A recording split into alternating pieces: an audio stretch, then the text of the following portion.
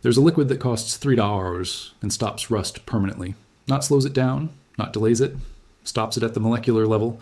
One coat on bare steel and corrosion never comes back. The United States military used it on warships in 1943. Blacksmiths in medieval England soaked every iron tool in it before winter storage. Indigenous tanners across 4 continents have known about it for over 2,000 years. It bonds to iron oxide and converts active rust into a stable, paintable, waterproof surface in under 60 minutes. No sanding, no grinding, no expensive coatings, no professional equipment, $3 worth of powder mixed with warm water in a plastic bucket. Then, someone in a corporate boardroom did the math. The global auto parts industry generates over $400 billion a year. Rust is the single biggest reason people replace body panels, brake lines, exhaust systems, and suspension components. A $3 solution that eliminates rust permanently is not an innovation to celebrate. It is a threat to neutralize. They did not stop using it because it failed. They stopped talking about it because it worked too well. This is the story of tannic acid, the rust killer that empires trusted and corporations buried. Welcome to Forbidden Camping. If these stories matter to you, the subscribe button and the bell are the best way to make sure this knowledge survives. Here we open the vaults, the industry locked shut. Now let me take you back to where this all begins. To 400 years before the first factory opened, leatherworkers in ancient Rome discovered something entirely by accident. They were soaking raw animal hides in water filled with crushed oak bark to make leather flexible, durable, and waterproof. The process was called tanning, from the Latin word for oak, tannum, and every leather workshop in the empire used massive stone vats filled with this dark brown liquid. But something unexpected happened inside those vats that changed metallurgy forever. Every iron tool that touched the tanning solution stopped corroding. Knives that rusted within days in the humid Roman air stayed clean and sharp. For months after a single soak, iron buckles dropped into the tanning vats by accident came out coated in a thin, dark protective film that resisted both water and salt air. The tanners told the blacksmiths. The blacksmiths told the armorers. And the armorers told the generals. By the 2nd century, Roman legionnaires were treating iron weapons with concentrated oak bark extracts before long campaigns into Gaul and Germania. Military blacksmiths at frontier outposts soaked chainmail in tannin baths after every river crossing, in every rainstorm. Garrison records carved into tablets at Vindolanda, a Roman fort near Hadrian's Wall, reference iron preservation baths using bark solutions. That is a 2,000-year-old military maintenance manual describing the exact same chemistry you're about to learn today. And Rome was not alone. Persian metalworkers used crushed pomegranate rind with 28% tannic acid to protect sword blades from desert humidity. Japanese swordsmiths used fermented persimmon juice on katana blades. West African ironworkers applied shea bark extract to machetes that survived 6 months of tropical monsoon. Every civilization with iron and forests arrived at the same conclusion independently. That is convergent chemistry discovered across thousands of years. Fast forward to 1813 in a cramped laboratory in Paris. A French chemist named Michel Eugène Chevreul isolated tannic acid as a pure compound for the first time in recorded history. He documented its reaction with iron oxide and published his findings in the Annales de Chimie, one of the most respected scientific journals in Europe. For the first time, laboratory science could explain what blacksmiths and tanners had known since antiquity. Tannic acid reacts with iron 3 oxide, the orange flaky compound we call rust, and converts it into iron tannate. Iron tannate is a dark blue-black compound that is completely insoluble in water. It does not flake. It does not spread. It does not weaken the underlying metal, and it bonds permanently to the steel surface at the molecular level. Chevreul described it as a chemical conversion rather than a surface coating. And that distinction matters enormously. A coating sits on top of rust and eventually peels away, exposing the problem again. A conversion transforms the rust itself into the protective barrier. The disease becomes the cure. You apply the solution, the rust converts, and the surface seals itself from the inside out.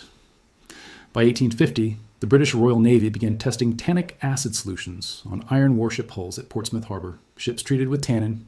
Solutions showed 60% less hull corrosion over 5 years than ships treated with standard lead-based paints, 60% less corrosion with a solution that cost pennies per gallon.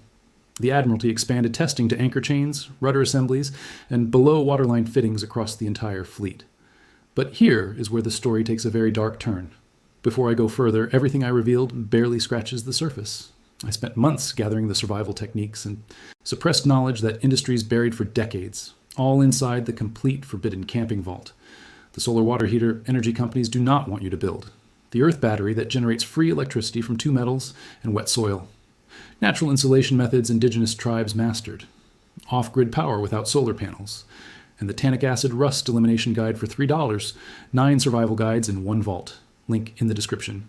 But stay here, because the military science behind this compound is about to make the coatings industry very uncomfortable. In 1939, rust became a military emergency. Sherman tanks arrived in North Africa with corroded tracks, rifles jammed in Pacific humidity. The War Department launched a classified materials program in 1941 at Aberdeen Proving Ground. Researchers tested over 200 anti-corrosion compounds on steel panels and salt spray chambers.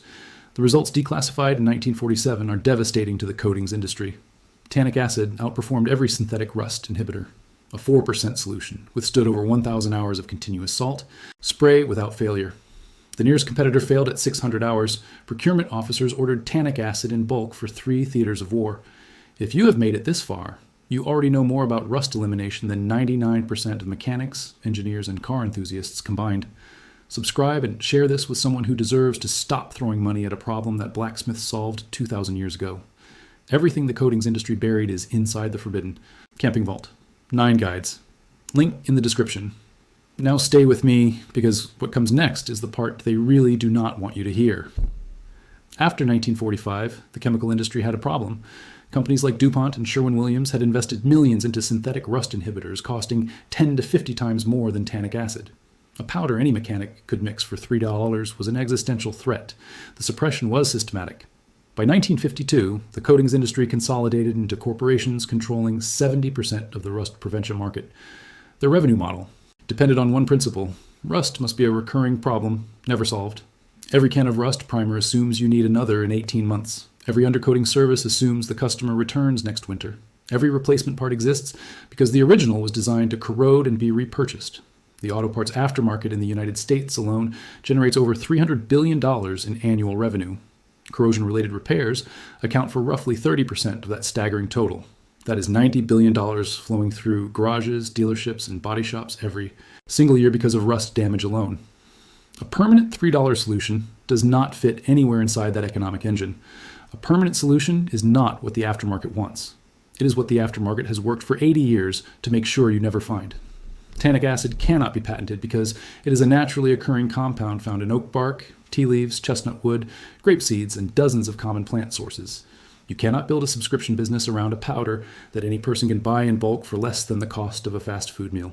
You cannot create a service franchise empire selling a treatment that anyone with a bucket and a foam brush can apply in their own driveway. And you absolutely cannot justify a $500 dealership rust protection package when the primary active ingredient can be brewed from a box of black tea bags. So, the industry did what industries always do when a cheap solution threatens expensive revenue. They repackaged it, marked it up, and made sure nobody recognized the original. The commercial rust converter products you see at every hardware store for $15 to $30 per bottle contain tannic acid as their primary active ingredient. Pull up the safety data sheet on any major brand rust converter sold in the United States, and you will find tannic acid listed right there in the chemical composition section. They take $3 worth of naturally occurring powder, dissolve it in petroleum solvents, pour it into a branded bottle with aggressive marketing, and sell it back to you at 10 to 15 times the actual cost. The chemistry inside that bottle is identical to what Roman blacksmiths used. The only difference is the label and the markup. The 1978 Consumer Product Reformulation Guidelines made the disguise even easier. Manufacturers gained the ability to list active ingredients under proprietary trade names rather than standard chemical nomenclature. Tannic acid became proprietary rust conversion compound or stabilized iron chelation formula. Same molecule, new vocabulary, dramatically higher price point. Here's exactly what to do. Purchase food-grade tannic acid powder. A 100-gram bag costs $3 to $5 and treats 40 square feet. Dissolve 4 grams in 100 milliliters of warm water. The liquid turns the color of strong black tea. That is your rust conversion solution. Scrub the rust surface with a wire brush to remove loose material. You do not need bare metal because this converts existing rust. Apply the solution with a foam brush or spray bottle. Within 10 to 15 minutes, the rust changes from orange-brown to dark, blue-black. That color shift is molecular conversion happening in real time. Let it dry completely, 2 to 4 hours. Apply a second coat for maximum protection. The surface is ready for paint, oil, wax, or undercoating. The iron tannate bonds more effectively than bare steel. Let the treated surface air dry completely, which takes approximately 2 to 4 hours, depending on ambient temperature and humidity. Once fully dry, apply a second coat following the same process for maximum conversion depth and protection. After the second coat cures, the surface is ready for any top coat: paint, oil, wax, or undercoating.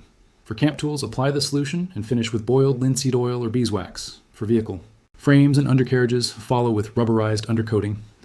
For cast iron cookware, apply to rust spots, let convert, then reseason in a 350-degree oven.